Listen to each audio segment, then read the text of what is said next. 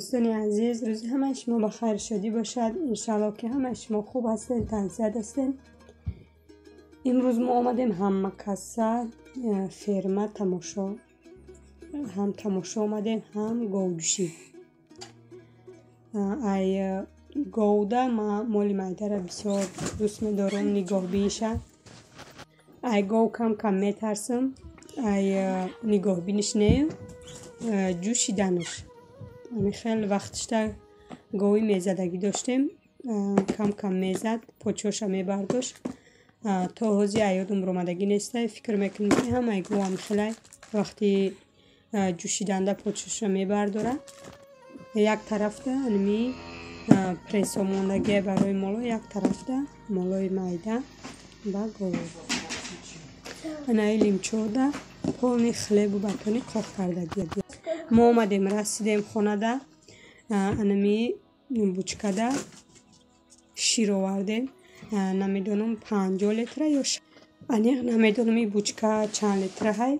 این ولاگ که امروزه ما فقط انمی شیر چکه خوکنی و ای قفای انمی بوچکه شیر میشیم تا که ویران نشود. اینم خیلی دوستانی عزیز، تا آخری نواره با ما باشین. راستی چند کامنتاری نویستگین با یادم نمیرسه درباره انمی دوغ کشه گفته بدین. نصیب باشه. من نامش نمیدونم. خونه همسایه که رفتم کم ترک سینیمت کرده میپرتم. نامش اگر یافتم در تنهاش باشه شما به حد بگم شیراشون خشرو، انمی خیلی روغندار خشرو غوز. در اینجا من 2 کارسون دا گرفتم شوده خام قیماق بگیرم گفتم یکی وابشه وای نکرد جا که خنک خشرو نبود قیماق جمع نکرد. 2 کارسون آلومینی میخوای کلانو دا گرفتم، یک تشه حوزی میپزم، یک تشه پگه. گوشتای غازه سهر کتی بیریان کدستم در مرزیل نیکم جا نیسته. گفتم همشم خیلی بیریان کرده بردارم یکون کسرول ده برای می آش کردن یگان اوقات انداختن.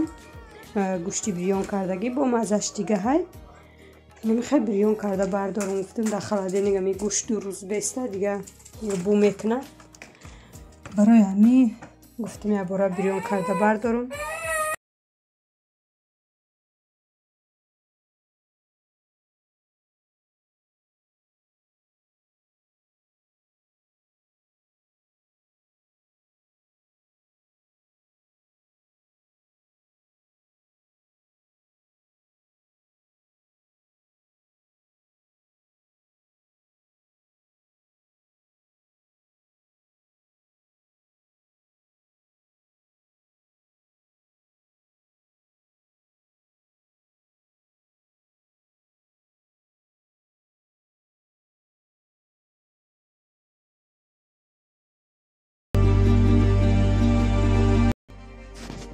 طرف های ما دا برف نمیباره. گفته یک باره برف زد.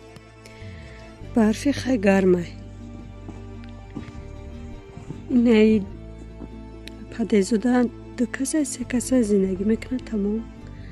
نه ایش سنده ما زندگی میکنیم. نه همسایه مایه. نه تریزوی اخیران خونه ما 1 میتاج دا پشته های با 2 همسایه دیگه 2 میتاج دا ما کتی همسایه. اینه برف ببینین. سهار کتی اومدیم ای کار که نصیب باشه خونه میگیم به حد برف بگم. شیره هم فرایمونی کم ترک شیرچوی انداختم. سهار کتی گفتیم یا شیرچوی بخیم. چند قشید با شیری در مشنی شیرچوی نکردیم. شیر هسته یا میگیم خیلی حواس خوردن نداره. خیلی روغن گوسفند انداختم شیر چیده برای مردک ادینا برای خودم ادینا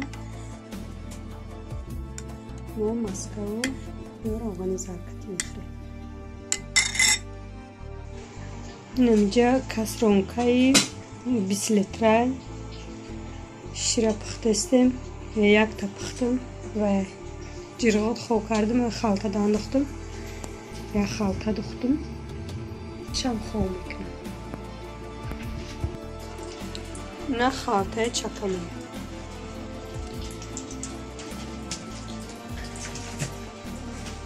خیلی اوش رفته سر کلونه 10 لیتر برین هستم.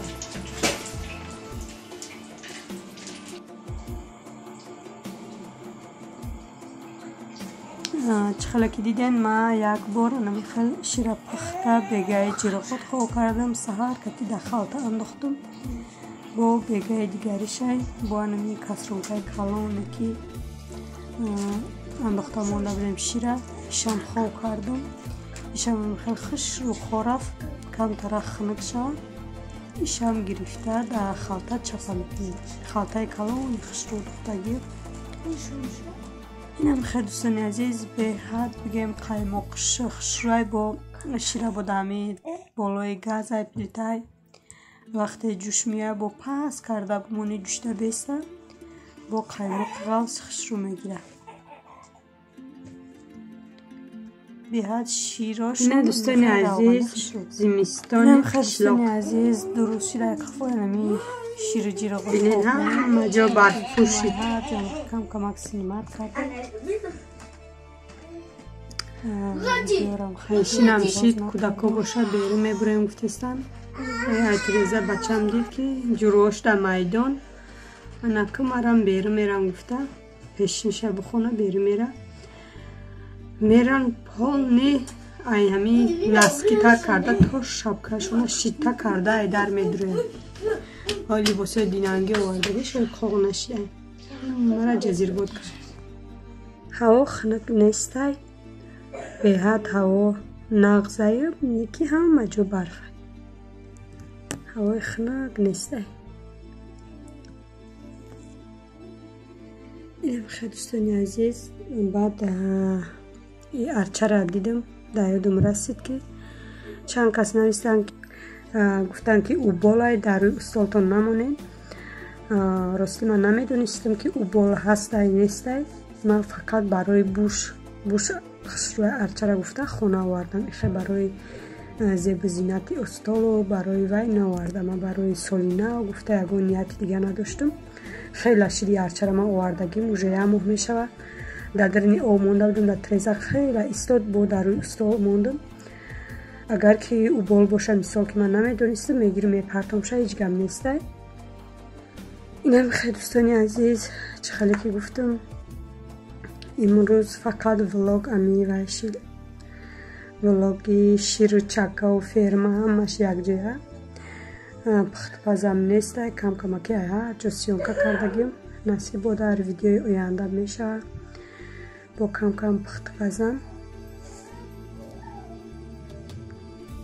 پیشین مونه بخونیم میخوام که کم ترک بیره برام پرگوکا درسته رسید بیرنم نبر آمدیم کودکا به حد با گریپان بی حنیفه ساز نمیشه همین گریپ خلاص نمیشه ایسه آوی چشماش رفته ایسه گوشاش سیخ میزنه گوشاش میکپه قرتکاش محکم شده نمیدونم آوزاش گرفتگی نمیدونم چی بیتی میشه برای قرتکاش دخترها در کامنتر نوشته بودن که ای کدام ویتامین میتین شما ما این ویتامین میتیم آزیرشتم 2 قطره در یک روز یک بار میتیم ما این ویتامین بی نزنچین دکتر گرفتگیم این ویتامین تعریف کردن که به حد ویتامین خوبه برای من همین ویتامین گرفتم به حد کامنتاری ها بسیاره راستی در یگون چینه نویسی خیلی در یاد نمیزنه اینم خیلی کسانی که پرسیده بودن من همین ویتامین میتم خیلی هر کس هر خیلی میتیم